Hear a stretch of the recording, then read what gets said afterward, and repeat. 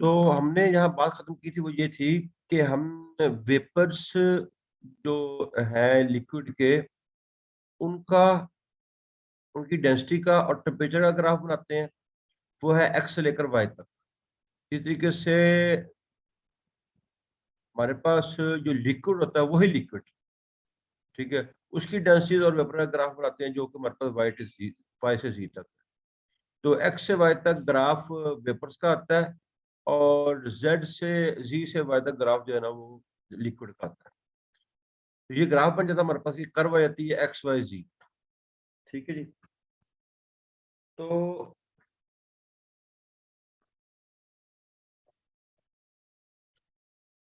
इसके बाद हम किसी खास टेम्परेचर पर ना, मैंने उस वक्त भी ये बात की थी आपसे कि हम किसी खास टेम्परेचर पर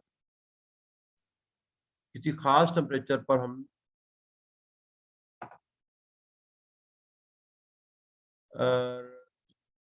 वेपर्स की और फिर उसके बाद हम जो है ना उस वेपर्स की और लिक्विड की डेंसिटी फाइंड करते हैं। जैसे फर्ज करें ये टेम्परेचर 10 डिग्री सेंटीग्रेड है, सपोज ये 10 है, इस तरफ भी ये 10 है, ठीक है।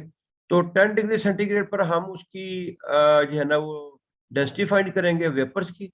फिर 10 डिग्री सेंटीग्रेड पर हम लिक्विड की डेंसिटी फाइंड करेंगे, फिर उसका मीन ले लेंगे हम। इस तरह दूसरी जो डेंसिटी है वो फाइंड करेंगे हम, फिर तीसरी फाइंड करेंगे, फिर चौथी फाइंड करेंगे। इनका मीन लेते जाएंगे तो आपके पास ये वाली लाइन आ जाएगी जीवन। जब हम इनका मीन लेंगे तो हमारे पास ये लाइन आ जाएगी जो कि डी वाई से उसने शो की। ठीक है जी। लिक्विड्स का और वेपर का एक पार्टिकुलर टेम्परेचर पर 10 डिग्री सेंटीग्रेड अगर हम सपोज कर लें, तो 10 डिग्री सेंटीग्रेड पर हम उसके वेपर्स की भी और उस लिक्विड की भी डेंसिटी कैलकुलेट करते हैं, फिर उसका मीन लेते हैं। मीन लेके फिर उसको जो है हम अ, ग्राफ ड्रा कर लेते हैं, जो हमारे पास क्या आ जाती है, स्ट्रेट लाइन आ जाती है। ठीक है जी। तो अब हमारे पास जो है ये एक डेंसिटी है, इसको कहते हैं क्रिटिकल डेंसिटी। ये जो ग्राफ है ना हमारे पास सेंटर वाला ग्राफ, इसको कहते हैं क्रिटिकल डेंसिटी। डी से इसको हमने शो किया है, डी से। ठीक है जी। क्रिटिकल डेंसिटी कहते हैं, यहाँ से डेंसिटी आ गई हमारे पास। हम टॉपिक कौन सा पढ़ रहे थे, अगर आपके ज़हन में हो, हम पढ़ रहे हैं डिटर्मिनेशन ऑफ क्रिटिकल वॉल्यूम। और क्रिटिकल वॉल्यूम की जो डेफिनेशन हमने पढ़ी थी वो ये पढ़ी थी कि volume occupied by 1 mole of a gas at critical temperature and critical pressure is known as the critical volume. तो वॉल्यूम का फार्मूला तो आपने पढ़ा हुआ है, मेरा ख्याल है। वॉल्यूम का फार्मूला आपने पढ़ा हुआ है, और वॉल्यूम का फार्मूला आपने पढ़ा है कि volume density is equal to क्या होती है, डेंसिटी इज इक्वल टू होती है मास ओवर वॉल्यूम। अगर हम यहाँ से वॉल्यूम फाइंड करना चाहते हैं तो डेंसिटी जो है वो नीचे आ जाएगी यहाँ पर, और वॉल्यूम दूसरी तरफ चला जाएगा। ठीक है। तो फिर फार्मूला क्या बन जाएगा, फिर बन जाएगा volume is equal to mass over density. Density आपने उस ग्राफ से फाइंड कर ली, और 1 मोल की मास, सपोज हमारे पास कार्बन डाइऑक्साइड है तो 44 है, अगर हमारे पास सपोज वाटर है तो 18 है, अगर हाइड्रोजन है तो 2 है।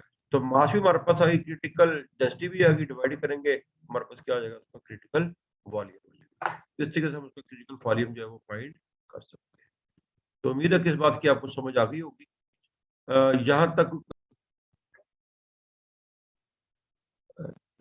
जो हमारा टॉपिक है, पॉसिबली इस पोर्शन का लास्ट टॉपिक है, डिस्ट्रीब्यूशन ऑफ मॉलिक्यूलर वेलोसिटीज। अच्छा, अब क्वेश्चन ये है कि एक सिलेंडर के अंदर गैस है, वो गैस जो है उसके मॉलिक्यूल मूव कर रहे हैं रैंडमली, आपस में भी कोलाइड कर रहे हैं, दीवारों से भी उसकी कोलाइड कर रहे हैं। तो डेफिनेटली इस दौरान उसकी वेलोसिटी भी चेंज हो रही है और उसकी एनर्जी भी चेंज हो रही है। कभी किसी डायरेक्शन में मूव कर रहा है, कभी किसी डायरेक्शन में मूव कर रहा है। कभी वो कोई मॉलिक्यूल जो है वो एनर्जी गेन कर रहा है, कभी वो लूज कर रहा होगा। तो अगर हम देखें ये कहेंगे हमने एक मॉलिक्यूल को गौर से देखना है और उसके ऊपर माइक्रोस्कोप लगा लें, अगर हम लगा नहीं सकते लेकिन समझने के लिए माइक्रोस्कोप लगा लेते हैं और हम उसको गौर कर रहे हो, देख रहे हो किस तरह मूव कर रहा है, क्या एनर्जी चेंजेस आती है, तो 1 सेकंड में मिलियंस टाइम, ठीक है, वो उसके अंदर चेंजेस आ रही होती हैं। यानी वो कोलाइड करता रहता है और अपनी वेलोसिटी को और अपनी एनर्जी को चेंज करता रहता है। अब अगर हम टेम्परेचर को कांस्टेंट कर दें, सपोज 25 डिग्री सेंटीग्रेड हमने टेम्परेचर कर दिया है, अगर हम टेम्परेचर 27 25 डिग्री सेंटीग्रेड हम टेम्परेचर कर दें, ठीक है, तो जो मॉलिक्यूल है सारे मॉलिक्यूल की जो वेलोसिटी है वो सेम नहीं होगी, ठीक है जी। तो कुछ की ज्यादा होगी, कुछ की लो होगी, कुछ की एवरेज होगी। तो कुछ मॉलिक्यूल्स ऐसे होंगे जिनकी स्पीड बहुत हाई होगी, कुछ ऐसे होंगे जिनकी बहुत लो होगी, कुछ ऐसे होंगे जिनकी स्पीड जो है वो एवरेज एवरेज होगी, ठीक है। तो मॉलिक्यूल जो है मॉलिक्यूल जो है मॉलिक्यूल जो है हमारे पास अ, जो है बहुत कम तादाद में होंगे जिनकी वेरी हाई वेलोसिटी है, बहुत कम तादाद में होंगे जिनकी बहुत लो वेलोसिटी है। ज्यादातर मॉलिक्यूल एवरेज वेलोसिटी से मूव कर रहे हो। अब ऐसा भी पॉसिबल नहीं है कि हम हर मॉलिक्यूल की वेलोसिटी अलग कैलकुलेट करें, एक-एक की जो हाई वाले हैं, जो लो वाले उनकी अलग कैलकुलेट करें, ठीक है? और एवरेज वालों को अलग-अलग अलग कैलकुलेट करें। उसके लिए हम क्या करते हैं कि हम मैक्सवेल ने जो कांसेप्ट दिया उसने कहा मॉलिक्यूल्स के मुख्तलिफ group group A, B, C, D, E, F ये हमने खुद नाम दिए, ठीक है? सपोज़ ग्रुप ए जो है उसके मॉलिक्यूलर वेलोसिटी 10 मीटर पर सेकंड है, दूसरों वालों की जो 15 है, तीसरे वाले को 20 है, इसके से कुछ की जो है 50 है, कुछ की 100 भी है। तो मॉलिक्यूल्स की जो फ्रैक्शंस हैं, मॉलिक्यूल ग्रुप्स हैं। अब सपोज़ करते हैं कि हमारे पास n मॉलिक्यूल्स हैं और मॉलिक्यूल मूव कर रहे हैं वेलोसिटी c से। इस दौरान एक और बात याद रखनी है, वेलोसिटीज़ को गैस की वेलोसिटीज़ को हम 3 हिस्सों में डिवाइड करते हैं। एक है एवरेज वेलोसिटी, ठीक है जी। दूसरी है मोस्ट प्रोबेबल वेलोसिटी, ठीक है जी। तीसरी को हम कहते हैं root mean square velocity, root mean square velocity. यानी मॉलिक्यूल्स की जो वेलोसिटी है उसको हम 3 तरीके से एक्सप्लेन कर सकते हैं। यहाँ पर हमने जो ज़रा डिस्कस करनी है वो root mean square velocity discuss करनी है। तो हमारे पास हमने क्या कहा? हमने कहा कि हमारे पास जो इस वक़्त मॉलिक्यूल्स हैं, उनकी स्ट्रेंथ कितनी है? उनकी स्ट्रेंथ है टोटल तादाद उनकी n है बताइए। टोटल तादाद उनकी n है और मॉलिक्यूल जो है वो वेलोसिटी c से मूव कर रहे हैं। इनमें से चंद मॉलिक्यूल हम ले रहे हैं, ठीक है? जिनकी वेलोसिटी c जैसे सपोज़ मैंने कहा 50 और 55 के दरमियान में है। ऐसे फ़र्ज़ कर लेते हैं ना। मॉलिक्यूल तो 10 वाले भी हैं, 20 वाले भी हैं, 30 वाले भी हैं, 40 वाले भी हैं। हम उन मॉलिक्यूल को डिस्कस करने जा रहे हैं जिनकी वेलोसिटी 50 से 55 है। यानी यहाँ पर आपने ये शो किया है कि जो मैंने भी आपसे कहा है कि वेलोसिटी 50 है, तो वो क्या है? वो c है हमारी, ठीक है? थोड़ा-सा उसमें और ले लें तो क्या है? c प्लस dc वो क्या होगी? 55 यानी 5 का इज़ाफ़ा है। dc से मुराद small change in velocity. c 50 थी, dc 5 था, तो c प्लस dc क्या होगा? 55। तो हम यहाँ पर उन मॉलिक्यूलों को ले रहे हैं, जो मॉलिक्यूल के पास c और c प्लस dc के दरमियान में जिनकी एनर्जी वेलोसिटी चेंज हो। अच्छा टोटल मॉलिक्यूल कितने थे हमारे पास? n।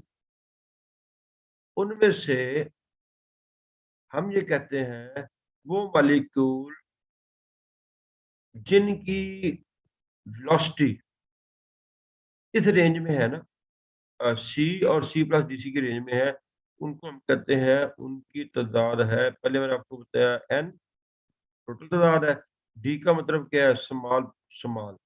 तो कुछ पोर्शन ऐसा भी है जिनकी जो तादाद कितनी है, डी एन है। मैं इसको दोबारा रिपीट कर रहा हूँ, तो वो बात ये है। सर आवाज क्लियर नहीं आ रही आपकी। आवाज नहीं आ रही? सर नहीं। नो सर, क्लियर नहीं आ रही।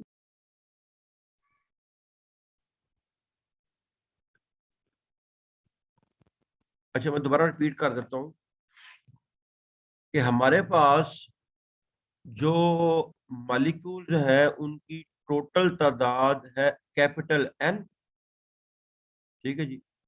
और उसमें से चंद एक मॉलिक्यूल है जिनको हम कह रहे हैं कि उनकी तादाद है डी एन। ये ऐसे मॉलिक्यूलों का ग्रुप है जो जिनकी वेलोसिटी सी और सी प्लस डी सी के दरमियान है। उम्मीद है कि ये बात आपको समझ आ गई, ठीक है जी। अच्छा, अब जब हम कभी मार्क्स लिखते हैं पेपर में, किसी बच्चे का 10 नंबर का उसका पेपर लिया हमने, मार्क्स लिए हैं 10, ठीक है। तो अगर हम ये कहें कि उसके नंबर आए हैं 4, तो हम क्या लिखेंगे, नीचे टोटल लिखेंगे, क्या क्या हम लिखेंगे 4/10, ठीक है जी। 4/10 जब हम लिखेंगे यूं करके, ठीक है, तो इसका मतलब टोटल नीचे और 4 जो उसमें से हमें गेन हुए हैं। तो अब हम जो लिखेंगे ना मॉलिक्यूलों को वैसे लिखेंगे कि टोटल मॉलिक्यूल कितने हैं, हमारे पास n है, और उसमें से हम जिन मॉलिक्यूलों को डिस्कस करने जा रहे हैं वो क्या, वो dn है। तो हम लिखेंगे dn/n, dn/n, ठीक है जी। तो आप यहां तक अगर, तो मैक्सवेल ने जो इक्वेशन हमें दी थी वो ये इक्वेशन थी, ठीक है जी। ये जो इक्वेशन है ये हमें मैक्सवेल ने दी, और मैक्सवेल ने बताया कि dn/n, ठीक है, ये मैं बता चुका हूँ। एन सी से मुराद क्या है, ठीक है, वो मॉलिक्यूल जिनकी वेलोसिटी सी और डीसी के दरमियान, सी उसने सी लगा दिया, ठीक है जी। Is equal to 4πm/2πRT to the power 3/2 e to the power minus mc square over 2RT c square DC. DC क्या था, वेलोसिटी में इजाफा था, मैंने आपको बताया 50 से 55 हो गई थी वेलोसिटी। सारी टर्म्स मैं क्लियर कर चुका हूँ, ठीक है जी। डीएनसी क्या है, एन क्या है, उसके बाद एम इज मोलर मास है, टी उसका टेम्परेचर होगा, सी उसकी रूट मीन स्क्वायर वेलोसिटी है, डीसी उसमें थोड़ा सा इजाफा जो। तो ये इक्वेशन जो उसने हमें दी थी मैक्सवेल ने, इसके मुताबिक हम एक खास टेम्परेचर पर उन मॉलिक्यूलों की वैल्यू कैलकुलेट कर सकते हैं जिनकी वेलोसिटी 50 से 55 के दरमियान में, यानी सी प्लस डीसी के दरमियान में है। इसमें इस इक्वेशन में हमें, इस इक्वेशन में हमें जिस चीज की जरूरत होगी वो है मोलर। सपोज हम गैस ले रहे हैं हाइड्रोजन, सपोज हम गैस ले रहे हैं हाइड्रोजन, ये तो हमारे पास आंसर आ जाना जी, ये वाला तो हमारे पास जो आ जाना जी आंसर, ठीक है। जो हम जब हम कैलकुलेट करेंगे ना इसको, तो हमारे पास ये क्या आ जाएगा, उसका आंसर आ जाएगा।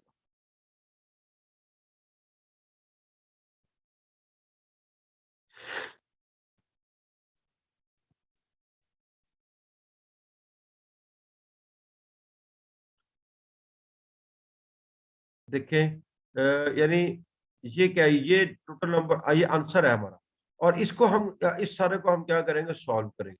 इसमें हमारे पास वैल्यूज कौन कौन सी है, 4π में पता है, मोलर मास कितनी होती है, 2 होती है, आर गैस कांस्टेंट है 8.314 है, टी टेम्परेचर है उसका, तो लेट्स सपोज 25 डिग्री सेंटीग्रेड है या 27 डिग्री सेंटीग्रेड है, तो उसको केल्विन में कन्वर्ट कर दें, ठीक है जी। ई जो है ये एक्सपोनेंशियल फॉर्म है, ठीक है। एम फिर मोलर मास आ गया, सी उसकी वेलोसिटी है, सपोज वेलोसिटी हम 1000 ले लेते हैं, ठीक है जी। आर फिर वही गैस कांस्टेंट आ गया, टी फिर टेम्परेचर आ गया, सी फिर वेलोसिटी आ गई जिसको हम 1000 लिया, और डी सी उसमें इजाफा है, हम कहते हैं इजाफा हुआ है सिर्फ 1 मीटर पर सेकंड का, यानी पहले वेलोसिटी 1000 थी, अब कितनी होगी, 1001 होगी। तो इन तमाम की वैल्यूज पुट करें तो आप आसानी से उन मॉलिक्यूलों का ग्रुप फाइंड कर सकते हैं जो मॉलिक्यूल इस रेंज में चल रहे होते हैं, ठीक। ठीक है, जो मॉलिक्यूलर स्टेज में चल रहे होते हैं उनको हम कैलकुलेट कर सकते हैं। तो जी यहाँ तक अगर आपके ज़हन में किसी किस्म का कोई क्वेश्चन है तो शाबाश मुझसे पूछें, फिर मुझे बताएं, जो बातें समझ में मैं क्लियर करता हूँ। तो ये फार्मूला है, बस यहाँ तक ये वाला टॉपिक कम से कम जो है वो कंप्लीट हो गया। इसके बाद थोड़ा सा ग्राफ है वो डिस्कस करते हैं। तो क्वेश्चन आपका यहाँ तक हो, शाबाश। सर ये इक्वेशन 1 मोल के लिए है। बेटा जी 1 मोल के लिए ही है, दुरुस्त है 1 मोल। जी बैद बोले।